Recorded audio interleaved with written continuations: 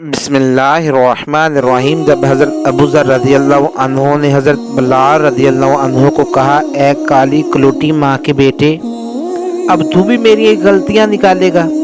حضرت بلال یہ سن کر غصے اور افسوس سے بے قرار ہو کر یہ کہتے ہوئے اٹھے، خدا کی قسم میں اسے ضرور اللہ کے رسول صلی اللہ علیہ وسلم کے سامنے اٹھاؤں گا۔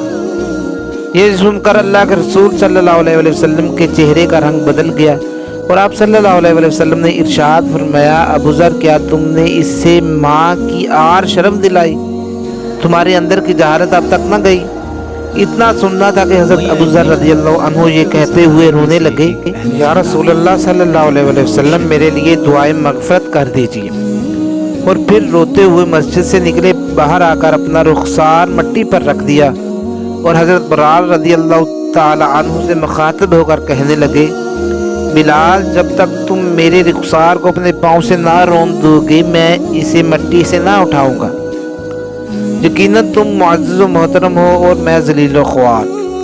یہ دیکھ کر حضرت بلال رضی اللہ عنہ روتے ہوئے آئے اور حضرت ابو ذر رضی اللہ عنہ سے قریب ہو کر ان کے رخسار کو چوم لیا اور بے ساختہ گویا ہوئے، خدائے پاک کی قسم، میں اسے رخسار کو کیسے رون سکتا ہوں جس نے ایک بار بھی خدا کا نام لیا ہو۔